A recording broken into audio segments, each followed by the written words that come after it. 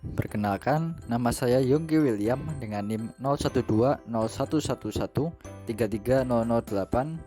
dari Fakultas Kedokteran Universitas Airlangga, Program Studi Pendidikan Dokter. Kali ini saya akan membahas mengenai citasi menggunakan Vancouver Style. Sebelum masuk lebih dalam, kita harus mengetahui apa itu sistem Vancouver. Sistem Vancouver merupakan sistem yang sering digunakan dalam jurnal ilmiah atau publikasi akademik, baik dalam penulisan citasi maupun dalam daftar pustaka, dan juga dikenal sebagai auto number system. Terdapat beberapa hal yang harus kita perhatikan dalam metode Vancouver. Pertama, sistem ini umumnya disebut sebagai auto number system. Artinya, sistem ini merujuk pada angka baik dalam penulisan citasi maupun daftar pustaka.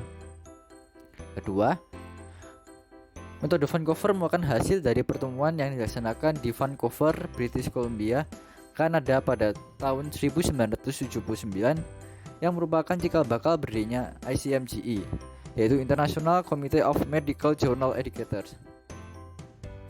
Kemudian, yang ketiga, nama penulis tidak disebutkan secara alfabetis.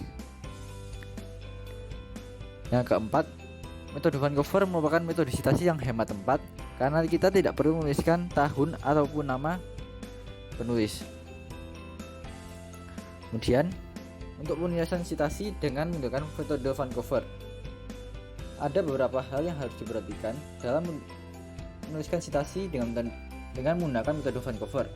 Pertama, menggunakan nomor yaitu 1, 2, 3, 4 dan bukan angka Romawi.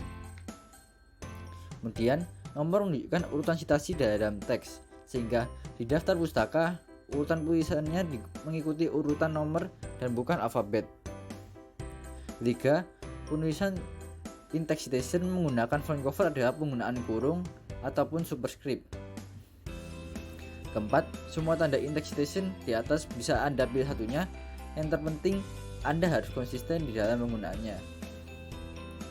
Nah, dalam penggunaan angka in-text citation terdapat dua. Pertama yaitu superscript dengan dituliskan ke atas ini dan juga di dalam tanda kurung. Berarti pada contoh nomor 1 yang menggunakan superscript, sedangkan contoh 2 menggunakan angka di dalam tanda kurung. Namun penulisan ini harus diberikan setelah tanda titik atau koma, yang artinya pernyataan tersebut diambil dari referensi nomor 2 hingga 4. Kemudian ketiga, beberapa penelitian menyebutkan bahwa titik-titik 2, 5, 12, yang artinya pernyataan tersebut diambil dari referensi nomor 2, 5, dan 12. Dan tulisannya dipisahkan dengan koma karena bukan merupakan referensi yang nyambung, yang berurutan. Kemudian pada contoh nomor 4 terdapat 12 dalam kurung P24, yang artinya pernyataan tersebut merujuk khusus pada halaman pada suatu referensi nomor tersebut. Kemudian saya akan menjelaskan mengenai penulisan daftar pustaka dengan Vancouver. Yang pertama, menggunakan bullet angka, yang tentunya ini berbeda dengan metode penulisan daftar pustaka dengan menggunakan metode lain. Nomor 2, nomor rujukan atau referensi yang ada di dalam karya tulis itu harus sesuai dengan urutan penulis yang ada pada daftar pustaka. Yang ketiga, nama tidak diurutkan berdasarkan alfabetis. Hal ini harus saya tekankan kembali bahwa Vancouver tidak diurutkan secara alfabetis pada bagian daftar pustaka. Kemudian, penulisan daftar pustaka jurnal dengan menggunakan sistem Vancouver. Berikut ini adalah contoh dari daftar pustaka yang menggunakan sistem Vancouver. Secara umum, penulisannya berupa pengarang, titik judul tulisan, titik nama jurnal, titik tanggal publikasi, titik koma volume dalam kurung isu, titik halaman. Nama diurutkan sesuai dengan yang tertera pada jurnal. Dan kali ini saya akan membahas mulai dari poin pertama, yaitu pengarang atau pemilik authors. Sebelumnya saya tekan kembali untuk menggunakan bullet angka pada penulisan daftar pustaka Vancouver. Pertama, Pada poin nama pengarang, kita harus mengikutkan nama pengarang sesuai yang tertera pada jurnal. Kedua, letakkan nama akhir pengarang di bagian depan. Seperti yang berikut ini. Veronesi ini merupakan nama akhir dari pengarang tersebut. Kemudian, ubah nama depan dan tengah menjadi inisial. U di sini adalah inisial dari nama depan pengarang tersebut. Keempat, gunakan koma dan spasi untuk membedakan pengarang satu dan lainnya. Kemudian kelima, jika terdapat banyak pengarang, dapat menggunakan 3 pengarang pertama atau 6 pengarang pertama yang dapat dituliskan seperti ini.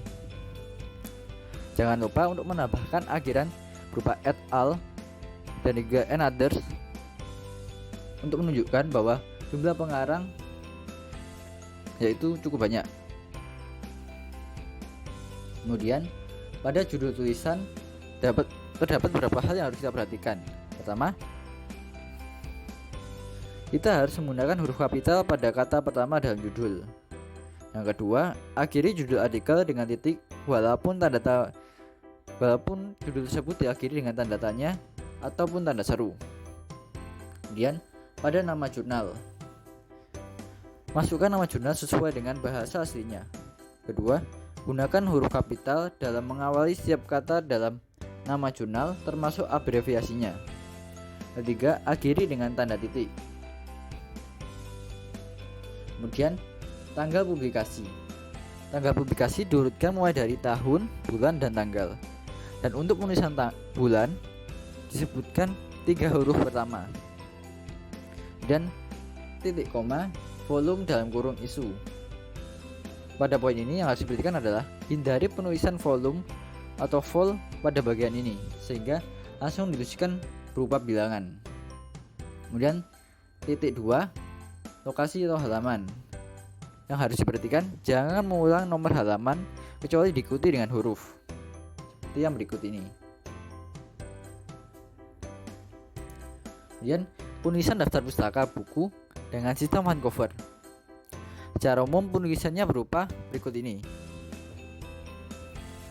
yakni pengarang, titik judul buku, titik kota, titik penerbit, titik koma, tahun. Seperti yang berikut ini. Jangan lupa untuk penulisan nama pengarang sesuai dengan ketentuan umum yang disebutkan sebelumnya, yaitu Andreasen sebagai nama belakang, juga NC sebagai inisial dari nama depan dan nama tengah.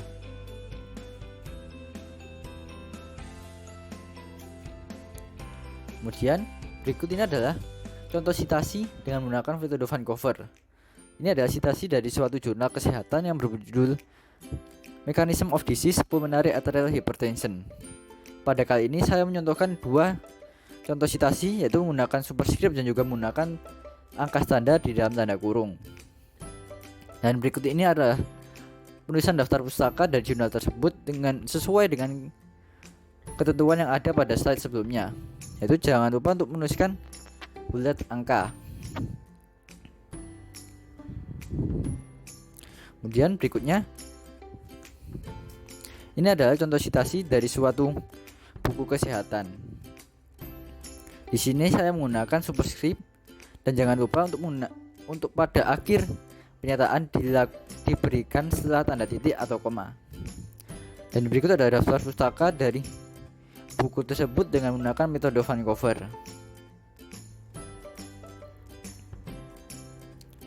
Sekian materi dari saya mengenai penulisan citasi dan juga penulisan daftar pustaka dengan menggunakan metode Vancouver.